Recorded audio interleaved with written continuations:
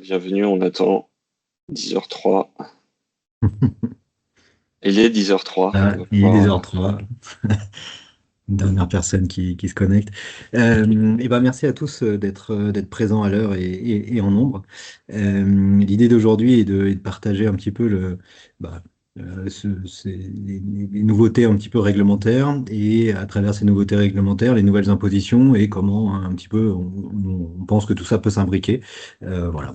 Évidemment, en une petite heure, on va pas, on va pas aborder tous les sujets, mais l'idée, c'est de présenter un petit peu comment on voit comment on voit les choses et comment elles peuvent se mettre en œuvre.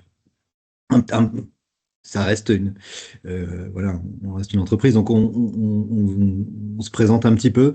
Donc Adviseo, pour ceux qui ne nous connaissent pas, on existe depuis 2015.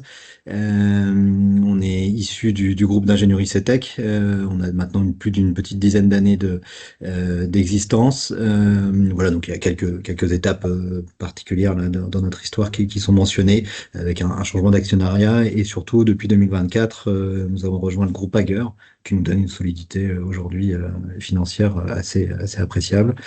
Et puis voilà, vous avez quelques chiffres. Aujourd'hui, on est plus de 130 personnes, dont une soixantaine de personnes qui vraiment parlent l'énergie et travaillent autour de l'énergie. Voilà, il y a quelques éléments de chiffre d'affaires et puis de nombre de clients. Aujourd'hui, on travaille aussi bien pour le secteur public que privé. Vous avez quelques grands noms qui sont là. Voilà, on touche tous les secteurs d'activité aujourd'hui, c'est-à-dire aussi bien le bâtiment de bureau, real estate, la santé, le commerce aussi. On travaille beaucoup avec des grands centres commerciaux et puis le monde de l'industrie où on a quelques références aussi. Voilà. Euh, la volonté d'Adviseo, c'est bien de vous accompagner, d'accompagner tous ces clients vers une démarche vertueuse de la consommation d'énergie.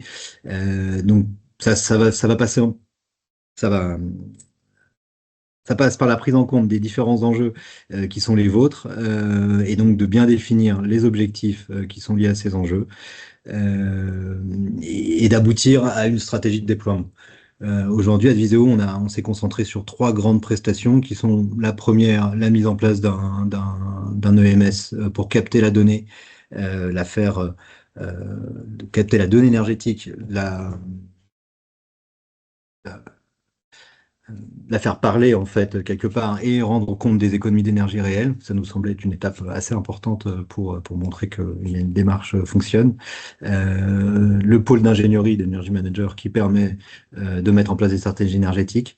Et puis aussi, on a une troisième activité qui est de prendre des engagements sur la performance énergétique et de piloter les bâtiments. Donc, trois grandes missions que l'on s'est données pour réussir à être dans cette démarche vertueuse et toujours améliorer la consommation d'énergie. Alors, on en vient à notre sujet du jour, qui est de parcourir un petit peu cette nouveauté réglementaire et les nouvelles impositions qui sont les vôtres. Donc, le 30 avril, là, c'était assez récent, donc 2025, il y a eu des transcriptions de la loi européenne vers la loi française. Donc, c'est ça que veut dire DADU, hein, c'est les diverses dispositions d'adaptation du droit à au droit de l'Union européenne. Donc, c'est ça le cycle DADU. Donc là-dedans, vous avez pas mal de secteurs qui sont impactés, notamment le privé public. Alors là, je les ai mis en rouge parce que c'est les deux grands secteurs dont on va parler, mais vous avez aussi les centres de données, les réseaux, voilà, qui sont impactés par cette transcription.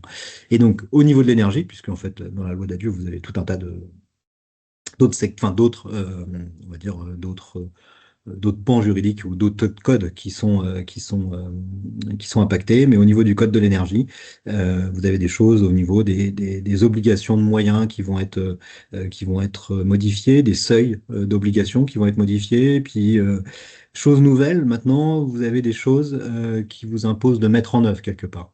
Vous allez devoir rendre compte de la mise en œuvre ou pas de choses. Et puis, de la communication, il y en avait un petit peu, mais ça s'est renforcé dans ces nouveaux textes.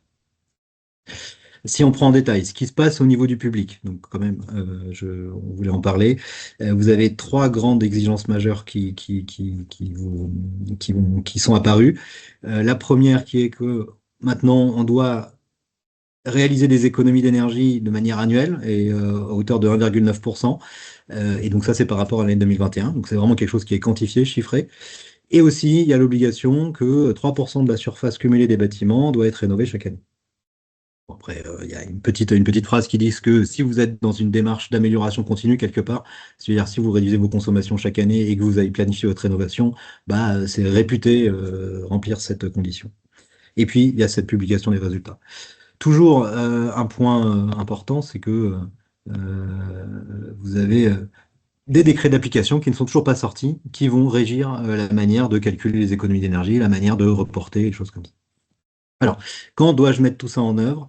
Eh ben, vous avez des seuils de population qui vous permettent de vous dire à quelle date je suis soumis à ces nouvelles contraintes. Et en gros, ce qu'il faut retenir, c'est qu'a priori, à partir du moment où vous avez plus de 50 000 habitants, c'est déjà en œuvre, vous n'avez pas trop le choix.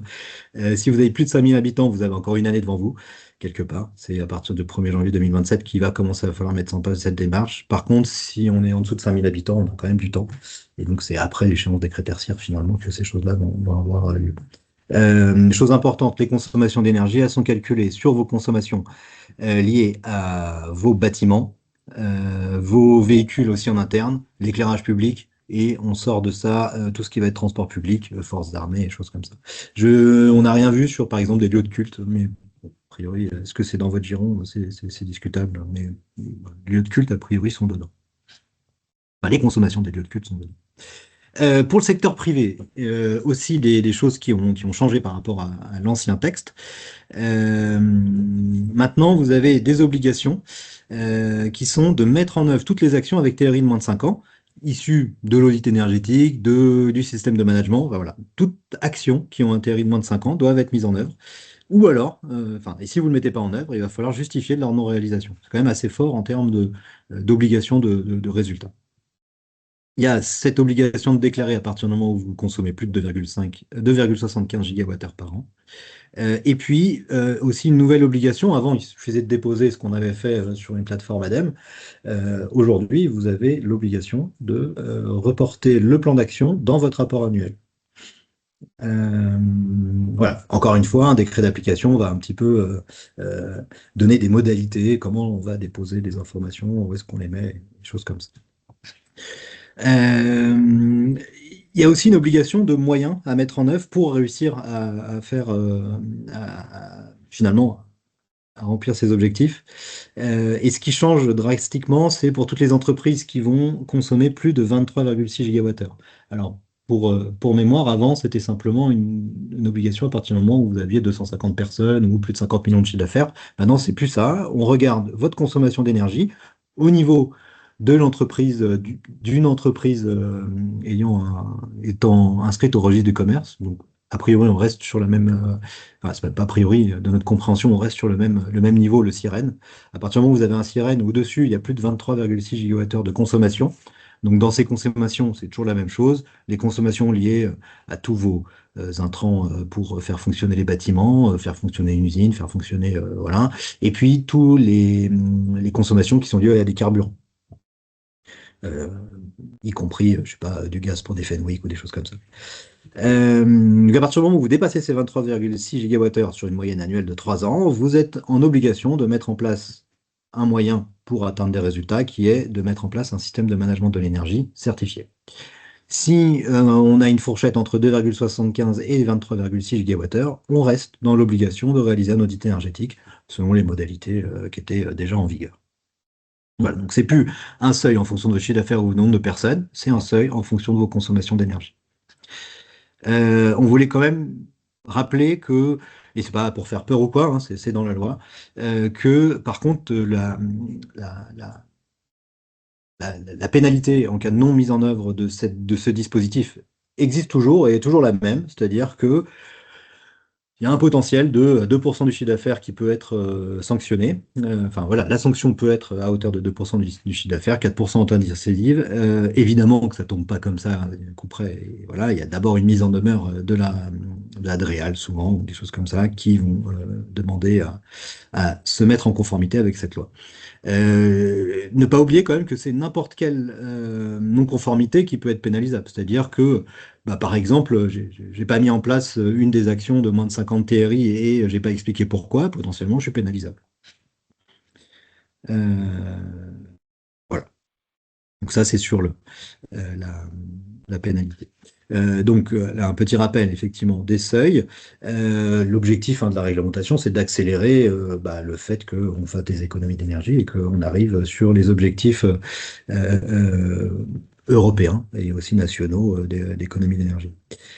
Si on se focus sur cette partie SME certifiable, pardon, pourquoi tout le monde a entendu parler d'ISO 50001 et que et que c'est le mot qui est revenu? Oui, le seul système de management d'énergie aujourd'hui qui est certifiable ADAPT est la mise en place de l'ISO 50001. Donc, c'est pour ça qu'effectivement, on impose de mettre l'ISO 50001. Enfin, c'est le système qui est privilégié dans ce cas. Donc, c'est quoi l'ISO 50001? Donc, c'est une norme internationale qui définit des exigences à mettre en place pour obtenir un système de management de l'énergie. Bon, bah, comme toutes les normes, effectivement, c'est plutôt une réputation d'être difficile, complexe à mettre en œuvre et puis hautement capitalistique. C'est quand même le cas. Maintenant, en fonction de la maturité énergétique de votre organisation, euh, bah, euh, toutes les organisations, tout ça qu'on a vu, il y a toujours des choses qui permettent de se raccrocher et qui sont déjà mises en place par rapport aux exigences qui sont demandées. Donc, vous avez probablement beaucoup de choses qui sont déjà existantes pour accéder à l'ISO 50001, à accéder à la certification. Elle se base sur l'amélioration continue de la performance. Là, vous l'avez symbolisé par la route Deming. Je pense que, voilà, je ne sais pas s'il y a des qualiticiens parmi nous, mais en tout cas, quand même quelque chose de bien connu, avec ce fameux plan Do Act Check qui permet de lancer une démarche. Et après, plus concrètement, et puis de manière très, très simplifiée, globalement, il s'agit surtout d'inscrire à travers une revue énergétique le suivi des performances énergétiques, le suivi des énergétiques et l'avancement des actions et leur impact. Si on rentre un petit peu plus dans les enjeux de mise en œuvre, euh, il y a trois grands axes sur lesquels on insiste. Le premier, c'est que c'est bien votre direction qui pilote, qui incarne la démarche. Ça, c'est vraiment important et c'est un petit peu ce qui va potentiellement, enfin finalement, c'est peut-être le plus dur à travers la mise en œuvre, c'est qu'aujourd'hui, il y a une prise de décision forte qui doit venir de la direction. Et quand on parle de la direction, c'est vraiment voilà, le top management de l'entreprise. Elle doit valider les objectifs, ça c'est important. C'est elle qui porte les objectifs et qui va être garante de l'atteinte des objectifs. Et pour cela, eh ben, elle doit vous allouer des budgets, des moyens humains, des choses comme ça. Donc ça veut dire que la personne aussi qui va être en charge de l'ISO 50001 bah, va avoir une relation directe avec la direction de l'entreprise et va être en première ligne pour l'atteinte de ces choses. La seconde étape est bien de structurer la réflexion énergétique. Donc on en a un petit peu parlé, c'est à travers cette revue énergétique. Euh, Elle va contenir une situation de référence, des indicateurs de performance énergétique, le listing des usages énergétiques significatifs. Voilà, vous devez mettre sous contrôle les usages significatifs. Dans cette structuration, ce qui est important aussi, c'est de lister les pistes d'amélioration de la performance énergétique, définir celles qui vont être mises en œuvre ou à l'étude. Nous, on insiste aussi que cette étape, elle est vraiment importante pour voir l'ensemble des réglementations et intégrer l'ensemble des réglementations qui sont autour de nous. L'idée, c'est pas de se dire, ah bah tiens, maintenant j'ai le décret tertiaire, et puis en plus j'ai l'ISO, puis en plus j'ai le BACS et tout ça. Non, nous, on est plutôt à se dire que l'ISO doit englober tout ça, et c'est une manière finalement de structurer la réponse à ces différentes choses. Par exemple, un exemple assez qu'on met souvent en avant, c'est de dire bah, l'ISO me demande une référence, je l'ai déjà autour du décret BACS, et ben, prenons ces références-là pour les mettre en œuvre. Vous avez sûrement autour du décret tertiaire déjà réfléchi à quelque chose qui ressemble à un schéma directeur, quelque chose qui ressemble à une réflexion sur comment j'atteins mes performances, voilà. Bah, quelque part, vous avez déjà quelque chose qui ressemble à une revue énergétique. Donc, c'est comment capitaliser là-dessus, enfin, capitaliser sur ces travaux pour les mettre en œuvre. Le décret BACS aussi, hein, c'est un moyen qui est donné, qui est imposé pour finalement ok, faire des travaux et investir, mais surtout aller faire du meilleur pilotage, donc de l'économie. Donc c'est pareil, le décret BACS s'inscrit dans des actions autour de cette ISO 50001 pour l'atteinte d'objectifs et l'atteinte de performances futures. Voilà, donc Pour nous, c'est pas de se dire, tiens, j'ai plusieurs briques et j'ai plusieurs contraintes et voilà, tout ça doit vivre ensemble et doit donner une cohérence totale. Et l'ISO permet quand même de donner une cohérence globale à ces obligations. Le dernier point essentiel est forcément de faire vivre la démarche. Qui dit amélioration continue dit que bah, tout ça, ça doit s'imbriquer et ça doit vivre. Donc, il faut animer l'ensemble des parties prenantes qui utilisent, maintiennent, vivent avec les installations utilisatrices d'énergie. Ça veut dire qu'il faut aussi embarquer bah, des mainteneurs, il faut aussi embarquer des occupants. Alors quand je dis embarquer, c'est simplement communiquer, échanger avec eux, voilà. Mais voilà, l'ensemble des acteurs sont censés savoir, en tout cas, que votre organisation est devenue ISO 50001, que l'énergie est importante pour eux et pour elles, et que ils sont utilisateurs d'équipements, d'installations utilisatrices d'énergie et potentiellement, bah, enfin, pas potentiellement, il faut y faire attention. Il y a aussi un reporting important, notamment le reporting en fin de période. Souvent, c'est un reporting annuel qui permet la revue de management, hein, qui permet de quantifier les économies qu'on a faites, de communiquer là-dessus, et puis bah, de se dire quel chemin on a réussi à parcourir cette année, et quel chemin on a envie de parcourir l'année prochaine, et quels moyens on met pour arriver à l'année prochaine. Cette revue management permet de remonter la direction et de faire prendre des décisions à la direction. Voilà, dans les grandes lignes, encore une fois. Il ne faut pas oublier qu'il y a une formalisation de tous ces documents à mettre en œuvre et de tout ce système. Donc ça, c'est la grosse partie du travail qu'il y a à faire, qui prend généralement une bonne année hein, quand même, il faut pas se leurrer.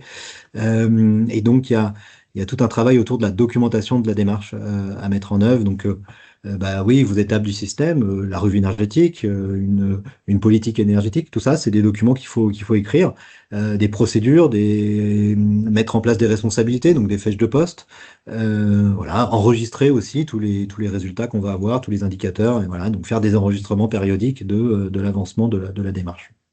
Donc ça, c'est sur la documentation. Je fais simple hein, et rapide, mais voilà, il y a tout un système documentaire à mettre en œuvre.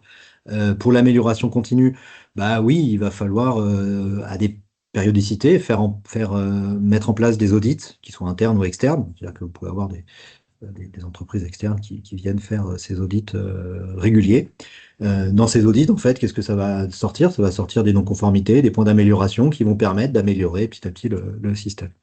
Oui, il va falloir trouver des nouvelles actions, des actions correctives, il va falloir trouver des nouveaux leviers d'efficacité et des leviers de travaux. Bon, ça, c'est effectivement ça peut passer aussi par des audits, ça peut passer par de l'aide externe ou tout est fait en interne, tout ça, c'est possible. Mais bien sûr, après, maintenir la certification, puisque la loi, bah, elle vous impose de rester, d'avoir toujours ce système de management certifié en cours et en validité. Et puis voilà, rendre compte aussi, c'est quelque chose qui n'existe pas forcément dans les organisations à ce niveau-là. Et bon, c'est quelque chose qui est pas forcément facile, puisque souvent l'énergie, c'est vu par des choses où on regarde combien j'ai fait l'année dernière, combien j'ai fait cette année, et puis est-ce que j'ai fait des économies.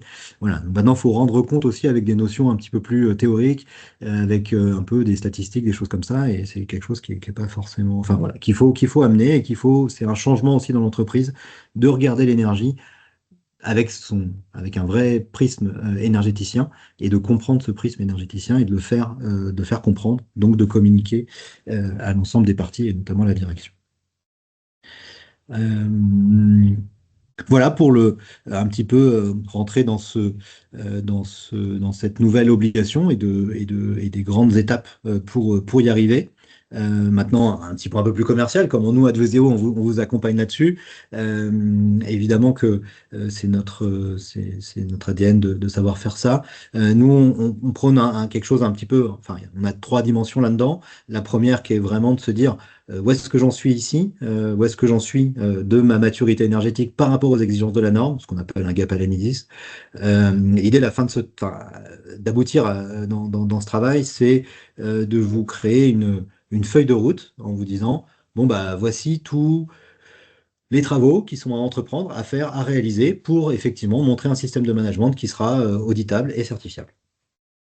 Voilà, ça passe par regarder un petit peu votre maturité énergétique et puis surtout des entretiens avec différents interlocuteurs pour bien comprendre quelles sont les pratiques actuelles et quels sont les écarts avec les pratiques qui devront être celles futures.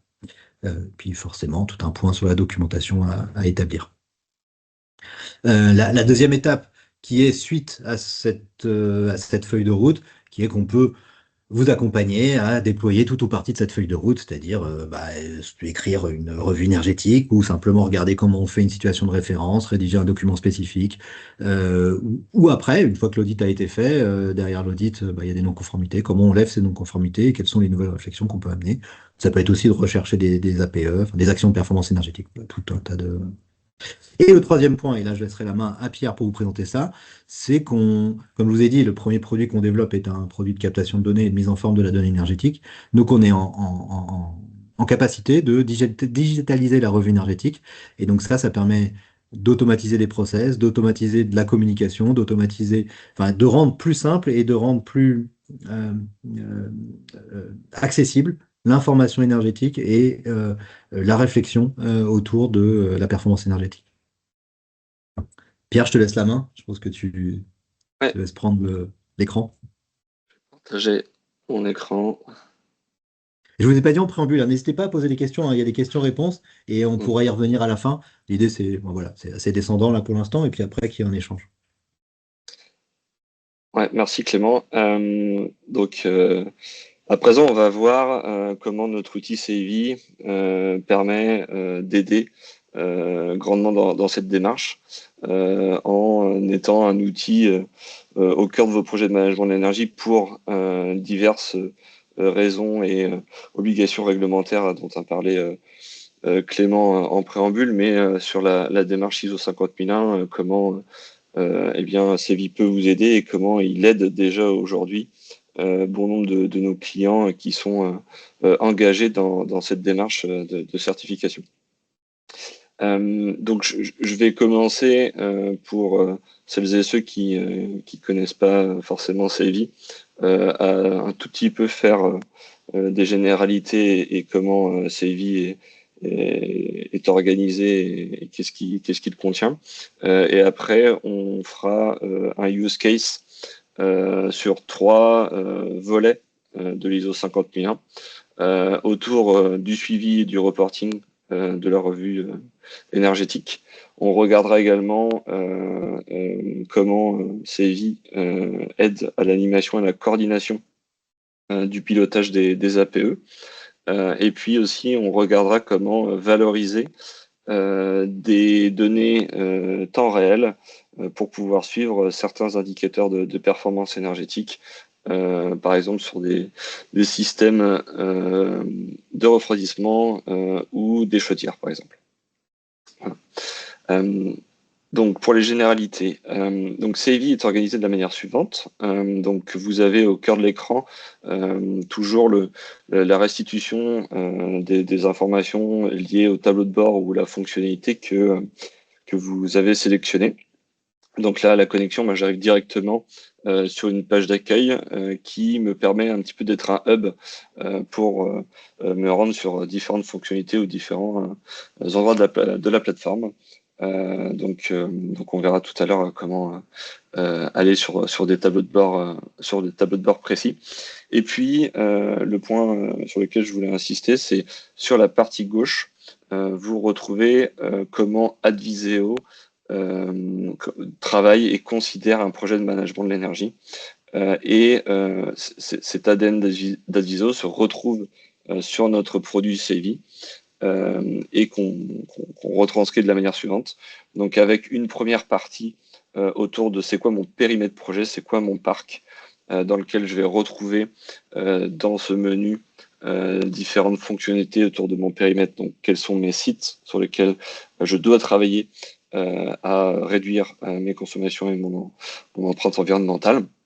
Sur ces sites, je vais intégrer une notion de comptage énergétique en partant du point de livraison énergétique et puis en dépliant comme ça les différents sous-compteurs que peuvent composer mes sites.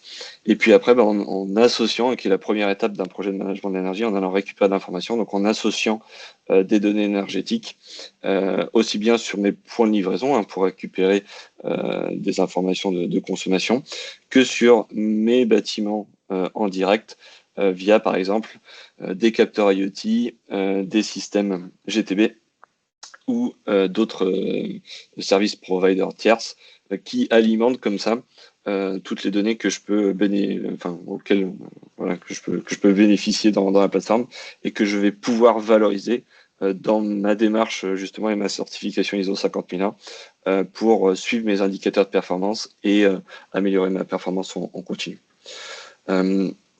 Aujourd'hui, à titre d'exemple, en termes de typologie de mesure, CEVI gère environ une trentaine de typologies de mesures différentes. Donc, par exemple, l'électricité, c'en est une température, c'en est une autre, etc., etc., pour vous permettre justement d'aller précisément dans l'analyse et le pilotage de votre performance. Donc ensuite, une fois que j'ai intégré de la donnée sur mon périmètre projet, l'organisation de la plateforme CEVI est faite de la manière suivante. Donc, ces données que je fais rentrer dans la plateforme vont pouvoir être analysées grâce à des algorithmes de machine learning pour apporter de la valeur à l'utilisateur sur les données brutes qu'il intègre. Donc, par exemple, pour définir des seuils d'alerte, pour traiter des analyses spécifiques d'énergie management, comme les talons de consommation énergétique, les signatures énergétiques, etc. Faire des benchmarks et des comparaisons. Enfin, tout un tas d'informations à partir de la donnée brute qui vont me permettre d'identifier et de valoriser mon information énergétique. Ces analyses vont avoir pour but de comprendre et d'identifier des inefficiences ou des dérives énergétiques que je vais pouvoir bien travailler pour améliorer ma performance. Couplé évidemment au travail terrain des personnes, des parties prenantes énergie manager pour alimenter mon plan d'action de la performance énergétique, mes APE, que je vais devoir travailler et mettre en place dans le cadre de ma certification, par exemple, et ainsi atteindre mes objectifs. Et puis la dernière partie du travail, qui est de valoriser mon travail d'identification jusqu'à la mise en place de mes actions de performance énergétique. Donc, quelle est ma capacité grâce au travail d'analyse de la donnée et au travail de terrain, ma capacité d'identifier des actions de performance énergétique et de les mener à bien. Et puis, bien évidemment, de pouvoir faire du suivi et de reporting d'indicateurs de performance énergétique grâce à des tableaux de bord et puis les éditer à des temporalités pour faire du reporting. Voilà. Et c'est ces trois étapes qui sont inhérentes à un projet de management de l'énergie, de surcroît à une certification ISO 50001 qui sont natives pour Adviseo et puis dans l'outil CEVI. Donc voilà un peu pour le préambule. Donc si on prend par exemple un exemple de digitalisation de la revue énergétique. L'idée de la revue énergétique, c'est de présenter justement en continu, bien évidemment, mais en tout cas de pouvoir communiquer, de reporter autour de 5, on va dire, on peut schématiser ça autour de 5 étapes. La première, c'est eh bien les informations générales. Donc, qui sont mes parties prenantes dans le cadre de ma certification sur mon périmètre projet. Donc là, à titre d'exemple, j'ai mis quelques indicateurs eh bien, des différentes sociétés d'exploitation maintenance qui sont présents sur mes différents bâtiments. Et ça me permet aussi de représenter en quelle proportion. Voilà. Donc là, je vois que j'ai 5 contrats d'exploitation maintenance avec différentes sociétés qui vont être partie prenante dans le cadre de la réalisation d'actions de performance énergétique et donc d'économie d'énergie. Mais aussi, au sein de vos organisations, eh bien, il y a des personnes qui vont aussi être responsables de eh bien, la mise en place d'actions et le suivi de l'impact des actions au cours du temps. Et donc, ces personnes-là, au sein de votre organisation, elles peuvent être nommées en tant que référent énergie, par exemple. Alors, ça peut avoir divers noms, mais en tout cas, voilà. De la même manière que pour les sociétés d'exploitation, maintenant, ça permet de voir eh bien, les référents énergie, quel est leur périmètre d'action et sur quoi ils vont avoir un impact sur votre performance. Également, quelques autres graphiques, par exemple, pour représenter voilà, quels est un petit peu les sites qui vont être les plus énergivores potentiellement aussi par rapport à leur taille et leur surface. Donc de pouvoir aussi représenter ça avec les sociétés d'exploitation maintenance, mais aussi, puisque on en parlera tout à l'heure, mais un usage énergétique important à suivre, ça va être le chauffage, de pouvoir identifier quels sont les systèmes de chauffage en place sur vos bâtiments. Et puis enfin, sur la partie comptage énergétique, eh bien, quels sont les fluides sur lesquels je vais devoir travailler pour améliorer ma performance énergétique et donc pour voir ici à l'échelle de mon patrimoine quelles sont les grandes énergies entrantes dans mes bâtiments sur lesquelles je vais devoir travailler. Donc toute cette première partie hein, d'identification des éléments techniques se nourrit sans avoir commencé à intégrer quelconque donnée énergétique. Et ça me permet de faire le lien avec une fonctionnalité très importante de la plateforme Sevi, c'est de pouvoir intégrer en plus de tout ce qui va être capteur comptage énergétique ou fluide, tout ce qui est des informations caractéristiques de votre patrimoine, que ce soit des caractéristiques liées à vos bâtiments ou que ce soit des caractéristiques liées à votre comptage énergétique. Par exemple, d'indiquer une caractéristique de qui est le référent énergie, qui est la société d'exploitation maintenance, quel est votre système de chauffage sur le site. Tout ça, c'est des caractéristiques totalement personnalisables à l'échelle de votre projet, vous permettant de représenter concrètement comment est organisé votre patrimoine. Ça permet aussi ces caractéristiques de segmenter et de filtrer l'information. Voilà, donc quand on déploie, quand Adviseo déploie un projet de management de l'énergie sur la plateforme Sevi, il est très important de prendre en compte quelles vont être les caractéristiques techniques utilisables et valorisables en plus des données énergétiques. Et c'est cette première partie dans le cadre de la certification ISO 50001 qui est un point très important à prendre en compte dans le cadre de votre déploiement. La seconde partie, c'est de regarder un petit peu les volumes de consommation énergétique et aussi bien d'un point de vue quantitatif, hein, puisque un tableau de bord sur la plateforme Sevi est peut-être représenté de la manière suivante, c'est un enchaînement d'indicateurs, qu'ils soient quantitatifs, donc pour représenter une quantité de quelque chose au cours du temps, avec des indicateurs qualitatifs qui me permettent d'évaluer si cet élément est performant ou non performant. Et pour la consommation énergétique, c'est exactement dans le cadre dans lequel on est pour la certification. On peut représenter bien évidemment quel est le volume de consommation énergétique sur une période de temps, quel est le volume de consommation énergétique pour la situation de référence qui va me permettre de me comparer et d'évaluer après si je suis en amélioration de la performance ou si je suis en dégradation de la performance. Donc là, par exemple, sur mon périmètre, je peux voir que j'étais un peu moins de 32 gigawattheures de consommation énergétique sur l'année précédente et que ma situation de référence présentait une consommation énergétique d'un peu moins de 34. Donc ça me permet, après, sur la partie droite, de quantifier l'économie d'énergie que j'ai réussi à générer sur la période grâce justement à la démarche. Et donc là, je peux voir que j'ai réalisé un petit peu moins de 6% d'économie d'énergie sur la période. Si les valeurs étaient négatives, eh bien, ça m'aurait permis de visualiser rapidement également cet indicateur qualitatif comme une dégradation de ma performance. Sur mon périmètre, ce n'est pas le cas. Également au centre, un autre indicateur quantitatif me permet de comprendre quelle est la part de chaque fluide énergétique sur ma consommation globale. Et donc là, je peux voir que j'ai principalement deux forces en présence, qui sont l'électricité et le gaz.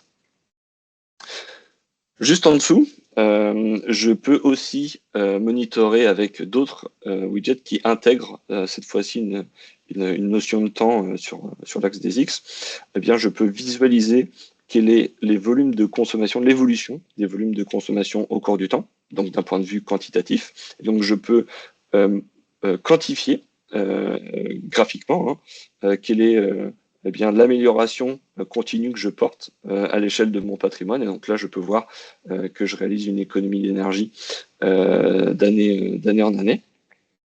Et aussi de pouvoir me projeter dans le futur, parce que c'est aussi ça un petit peu l'objectif de la démarche, c'est de pouvoir anticiper un atterrissage de performance dans le futur. Donc ça, je peux aussi, grâce à la plateforme Savvy, eh bien, projeter et prédire mes consommations dans le futur et suivre un atterrissage de consommation. Et aussi, je peux évaluer la différence avec ma consommation de référence énergétique, ma situation de référence, et voir un petit peu que mes histogrammes sont en dessous de ma situation de référence pour justement assurer la pérennité de mes gains au cours du temps. Donc voilà, donc différents indicateurs sur mon tableau de bord personnalisé, aussi bien voilà, pour représenter un petit peu toute la force d'un tableau de bord personnalisé pour Savvy. Donc ça que j'ai pas précisé, tout ce que vous voyez à l'écran, ce sont des indicateurs totalement personnalisés que vous pouvez mettre à la taille que vous souhaitez, dans l'ordre que vous souhaitez, pour pouvoir justement, comme j'ai dit tout à l'heure, pouvoir visuer le plus rapidement possible des indicateurs quantitatifs et des indicateurs qualitatifs. Et puis également, juste en dessous voilà, de ce graphe, j'ai la possibilité de voir sous forme de tableau les quantités qui sont présentes sur mon graphique juste au-dessus. Donc voilà pour cette deuxième partie sur la revue énergétique, de pouvoir eh bien, communiquer et suivre les indicateurs de performance de consommation générale pour quantifier les gains qui sont générés grâce à ma démarche. Sur la troisième partie de la revue énergétique, ce qui est important, c'est de pouvoir définir des usages énergétiques significatifs que je vais devoir suivre au cours du temps. Et donc là, sur mon projet, par exemple, donc je suis sur un périmètre de site dans la santé, par exemple, et dans le cadre voilà, de diagnostic ou d'audit, eh bien, j'ai défini quels sont mes usages énergétiques significatifs dont je vais avoir besoin d'alimenter en données. Bien évidemment, de données énergétiques qui peuvent être récupérées, comme j'ai dit en introduction, par des données de comptage énergétique distributeur, mais bien évidemment, pour valoriser encore plus la donnée, eh bien, de pouvoir récupérer des données de sous-comptage grâce à de l'IoT ou des connexions GTB. Et donc là, j'ai défini quelques usages énergétiques significatifs importants dans le cadre de la santé, donc toute la partie bureautique, on va dire, bien évidemment chauffage, cuisine également, eau chaude sanitaire, ventilation, éclairage, et puis quelques indicateurs, d'usage énergétique, pardon, très spécifiques aux hôpitaux, comme la partie stérilisation, labo et bloc opératoire. Donc là, je définis mon périmètre d'usage énergétique significatif dans mon périmètre projet. Et après, en fonction des données que je récupère dans la plateforme, eh bien, je vais associer des tags comme ça d'usage énergétique pour après pouvoir l'utiliser dans mon tableau de bord personnalisé pour représenter l'évolution de mes usages. Et donc là, comme ça, je peux voir au mois le mois, parce que j'ai défini sur mes indicateurs les consommations sur une période mensuelle, quelles sont les quantités d'énergie que représente chaque usage énergétique. Ce qui est important aussi de regarder avec ces usages, c'est quelle est l'évolution de ces usages au cours du temps, et donc de comparer, par exemple, ces usages à quelles étaient justement les consommations de chaque usage par rapport au même mois de l'année dernière. Et donc comme ça, je peux comparer chaque usage entre deux périodes et voir justement si j'ai entrepris des actions de performance énergétique touchant un certain usage, eh bien, je m'attends justement à améliorer ma performance, et comme ça, je peux valoriser le travail que j'ai entrepris sur mes actions de performance énergétique par la mesure de l'impact sur un usage. Et donc, justement, avec ces usages-là, et de comparer deux périodes entre elles, je peux valoriser simplement et visuellement l'impact de mes actions de performance. Également aussi de regarder au cours du temps, cette fois-ci sur le mois avec un pas de temps plus fin. Par exemple, j'entreprends au mois de septembre une action de performance énergétique sur un usage, et bien comme ça, je vais pouvoir mesurer sur un pas de temps plus fin quel est l'impact, et si justement mon action de performance énergétique impacte bien et atteint bien l'objectif d'économie d'énergie que j'avais prévu. Et aussi de pouvoir comparer toujours avec une période précédente les consommations énergétiques des usages pour poursuivre l'impact au cours du temps par rapport à une période précédente.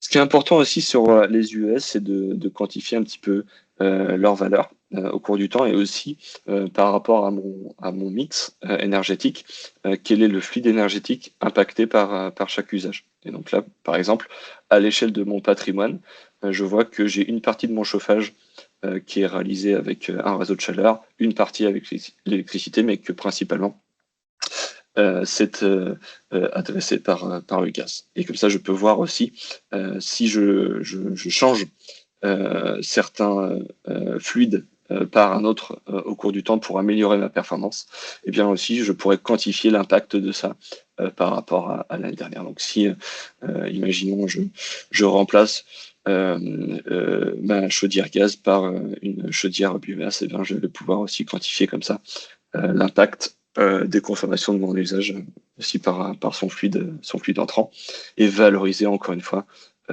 mes actions de performance énergétique que j'entreprends. La quatrième partie de la revue énergétique digitalisée, c'est de suivre des indicateurs de performance énergétique. Et donc la plateforme CEVI vous permet de définir eh bien, qu'est-ce qu'un indicateur de performance énergétique, en prenant et en configurant des éléments particuliers pour un indicateur de performance énergétique, qui est quel élément vous voulez suivre au numérateur, donc une consommation d'énergie par exemple, une dépense pourquoi pas, ou des émissions de gaz à effet de serre, et puis de choisir au dénominateur une caractéristique, et c'est pour ça que je reviens sur ce que je disais en introduction, c'est important d'ajouter dans la plateforme avant quelconque donnée énergétique ou de dépense, des caractéristiques qui peuvent être justement des valeurs caractéristiques chiffrées, et donc pour pouvoir définir justement, par exemple ici, un indicateur de kilowattheure d'énergie par mètre carré. Et donc de pouvoir visualiser à l'échelle de mon patrimoine comment je me situe par rapport à des seuils qui peuvent être, par exemple, définis dans des benchmarks qui sont publiés notamment par Adviseo, comme les référentiels énergie-carbone qu'on publie annuellement, par exemple. Et qui sont puisés par rapport aux données qui sont dans la plateforme CEVI. Également, quelque chose d'intéressant ramené au mètre carré, ça peut être les émissions de gaz à effet de serre, et par la même occasion définir des seuils pour visualiser et suivre au cours du temps mon indicateur de performance. Ce qui est important aussi de visualiser sur les indicateurs de performance, c'est toujours l'évolutivité de ces indicateurs au cours du temps, et de les comparer par rapport à des références. Et comme ça, je peux voir, faire le complément de ces deux indicateurs qu'on voyait juste au-dessus par l'évolution de l'indicateur de performance énergétique au cours du temps comparé à la référence, et de visualiser si justement je maintiens ma performance ou je la dégrade au cours du temps. Un autre indicateur de performance énergétique qui est intéressant dans le domaine de la santé notamment, c'est de ramener les consommations d'énergie par rapport au nombre d'occupants ou au nombre de lits occupés quand on parle de domaine de la santé, par exemple pour les résidences seniors ou les EHPAD. Et ça me permet justement à la même occasion de pouvoir regarder si, en fonction de l'occupation de mon site, eh bien, je peux driver ma performance aussi par rapport à ça. Voilà. Donc, deux exemples concrets d'indicateurs de performance énergétique macro à l'échelle d'un patrimoine qui est valorisable à partir du moment où j'ai intégré des caractéristiques chiffrées sur mon projet. Voilà. Et la cinquième, pardon, étape de la revue énergétique digitalisée, c'est bien évidemment les potentiels d'amélioration de la performance. Et donc, sur cette partie-là, je peux voir plusieurs choses. La première, ma capacité à identifier des actions de performance énergétique sur mon patrimoine. Et puis, bien évidemment, jusqu'à les mener à bien ces actions de performance énergétique pour avoir ma performance. Et donc là, je peux voir à l'échelle de mon patrimoine combien d'actions de performance énergétique j'ai pu identifier et j'ai pu réaliser, et est-ce que justement j'ai des sites sur lesquels eh bien, j'ai un peu plus de mal à aboutir à justement la réalisation d'économies d'énergie. Justement, par exemple, ces sites-là, par rapport à d'autres où j'ai réussi à les identifier et à les mener à bien pour pouvoir dégager des gains. Sur la partie supérieure, je peux, au même titre que la partie consommation d'énergie, je peux avoir des valeurs chiffrées sur mon plan d'action, donc combien j'ai identifié d'actions, donc ma capacité justement à en identifier et à les réaliser. Également, ce qui est important pour l'ISO 50001, c'est aussi associer des actions de performance énergétique à quels impacts ils vont avoir sur les usages énergétiques significatifs. Et donc, sur cette autre partie, autre graphique, je peux aussi voir que mon plan d'action il est très axé CVC sur mon projet, puisque j'ai identifié et j'ai mené à bien beaucoup d'actions liées au chauffage, au refroidissement, enfin à la climatisation, et puis à la CVC au sens large. Voilà. Donc ça me permet justement de faire le lien entre ISO 50001, usage énergétique significatif, et mes potentiels d'action, sur quoi ils vont avoir un impact finalement. Et puis d'avoir en dessous la partie tableau pour pouvoir justement communiquer et voir un petit peu quelles actions j'arrive à mettre en place au sein de mon projet grâce à mes parties prenantes dont on a vu les notions tout à l'heure. Donc voilà, donc pour la revue énergétique digitalisée, on voit bien que la puissance de la plateforme Sevi sur la partie dashboarding, sur la partie totalement personnalisable de la partie dashboarding, on peut puiser justement toutes les données qui sont intégrées dans la plateforme Sevi, que ce soit, je le redis, des données énergétiques, des données de caractéristiques, et aussi bien voilà, des données de plan d'action pour pouvoir valoriser des indicateurs, communiquer dessus et animer votre performance au quotidien. Maintenant, après cette revue, on va voir un petit peu sur la partie pilotée. Donc comment je peux nourrir la plateforme Sevi d'informations autour de mon plan d'action qui va justement me permettre de suivre mes indicateurs. Donc, dans la partie pilotée de la plateforme, j'ai accès à une fonctionnalité plan d'action. Cette fonctionnalité plan d'action me permet de répertorier toutes les actions de performance énergétique que j'ai sur mon projet, en définissant tout un tas de caractéristiques sur mon plan d'action que je vais pouvoir aller valoriser dans ma revue énergétique digitalisée, comme on l'a vu tout à l'heure. Donc, en donnant un titre, une description de ce que je dois faire, et puis tout un tas d'informations autour de quel est mon type d'action, mon importance, qui doit le faire, etc., et quand est-ce que je dois la mettre en place. Mais aussi, par exemple, liés à un usage énergétique significatif, les profits que je peux aller justement estimer pour après aller comparer, voir si les gains que j'en attends eh bien sont réellement atteints. Et puis aussi, pourquoi pas, si ces actions sont liées à des coûts, de pouvoir indiquer eh bien, quels sont les coûts que je dois indiquer ici pour avoir le temps de retour sur investissement d'indiquer. Et puis pourquoi pas des pièces jointes pour indiquer par exemple des devis ou des photos pour valoriser mon plan d'action. Ce qui est important de regarder ici, c'est que le plan d'action de la plateforme Sevi, il a été pensé justement pour être une fonctionnalité d'animation. Et donc, je peux indiquer tout un tas d'informations pour coordonner mes parties prenantes sur la phase d'identification de l'action jusqu'à la phase réalisation.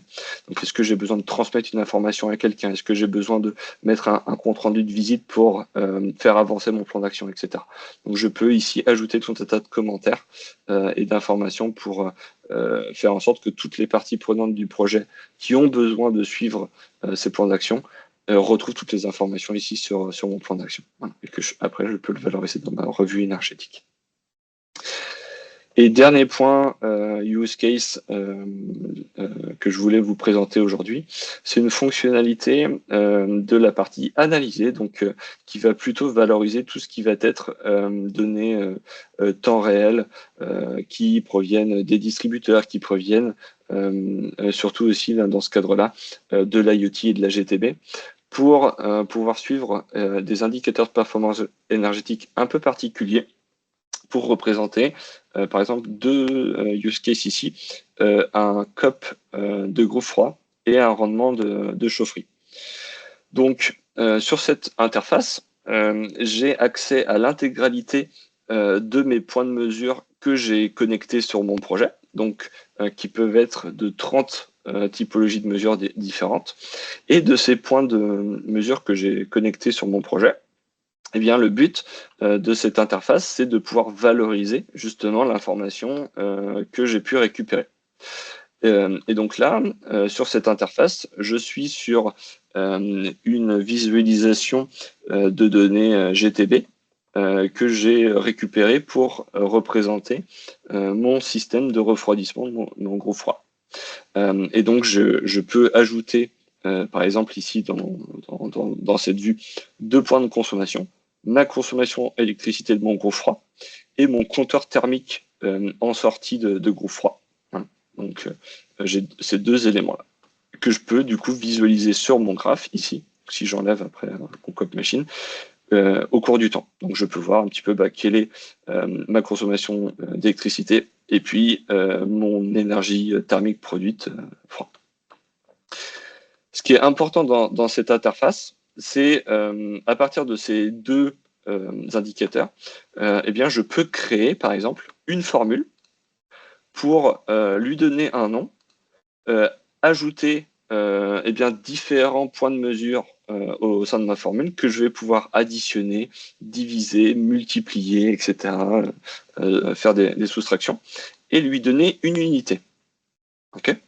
Donc une fois que j'ai créé ici avec mon point, donc pour mon COP machine, je vais pouvoir éditer ce que j'ai fait la dernière fois pour représenter mon propos. Donc je lui donne un nom COP groupe froid.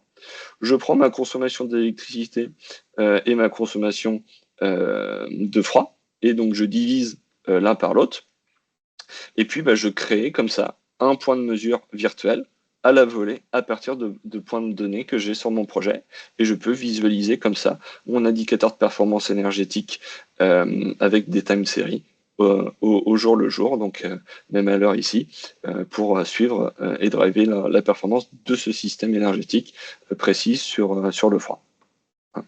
Et juste en dessous, comme ça, je peux regarder, par exemple, des analyses prédéterminées, comme la semaine type, la heatmap, la monotone, ou ma courbe d'index de mon point de mesure. Voilà. Un autre use case d'indicateur de performance énergétique que je vais avoir besoin de suivre au cours du temps, c'est par exemple le rendement de ma chaufferie. Et de la même manière, en créant une formule, en prenant mes compteurs thermiques sortis de chaudière, et puis ma consommation de gaz que je récupère, par exemple, avec un capteur IoT ou par rapport à ma donnée GRDF en l'occurrence, eh bien, je peux grapher par la même occasion mon rendement de ma chaudière en prenant, pareil, la division de ma consommation de gaz par rapport à mes compteurs thermiques sortis de chaudière. Et comme ça, eh bien, en prenant en compte ces indicateurs de performance énergétique télérelevés, je peux identifier une inefficience de mon système, que ce soit mon système de chauffage ou mon système de froid.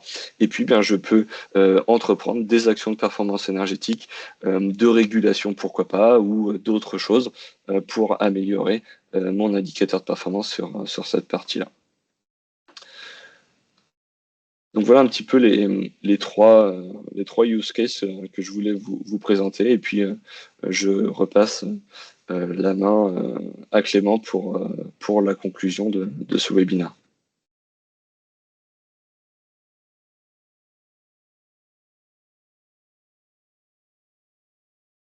Bon. Merci Pierre. Donc, comme je disais, on devrait être dans les temps. Simplement, un dernier petit point sur. Hop, je suis pas sur la présentation, excusez-moi. Voilà. Voilà, donc un dernier petit point sur la valeur ajoutée d'Adviseo dans cet accompagnement, la mise en place de l'ISO. Pour reprendre ce qu'on a dit un petit peu plus haut, notre savoir-faire est bien de comprendre les obligations et d'en discuter avec vous, de le partager. Là, c'est ce qu'on est en train de faire, de partager, diffuser l'information, de partager des pratiques, de confronter aussi les réflexions qu'on peut avoir avec celles qui sont les vôtres ou celles qui sont du marché, notamment. Voilà, on a eu beaucoup de choses autour du décret Bax qui peuvent être discutables sur le degré d'investissement qu'on doit réaliser par rapport à ce qui doit être fait derrière. Voilà, et puis ce qu'on prône aussi, nous, c'est d'essayer de rendre facilement les choses, enfin, que les choses soient faciles à mettre en œuvre. Voilà, Pierre vous a démontré aussi là, qu'avec notre plateforme, on était en mesure d'accélérer la mise en œuvre. Et le déploiement de cette revue énergétique, de créer des indicateurs, de capter de la donnée, de la mettre en forme et de la mettre à disposition. Et cette mise à disposition, elle est surtout faite pour quoi? Pour que les gens se passent du temps à réfléchir à l'information qui est donnée, plutôt que déjà de la mettre en œuvre, ce qui peut être très très chronophage dans certaines organisations ou dans certains contextes. Et puis enfin, voilà, on n'est pas que plateformiste ou pas, voilà, on est vraiment des acteurs, des énergéticiens qui faisons aussi bien de l'audit énergétique, mais aussi euh, de la de l'exploitation quelque part en allant prendre des engagements sur des résultats sur du long terme avec plusieurs clients. Donc euh, on sait proposer, planifier, mettre en place une stratégie qui est déployable derrière, puisque c'est ce qu'on réalise au quotidien avec nos clients.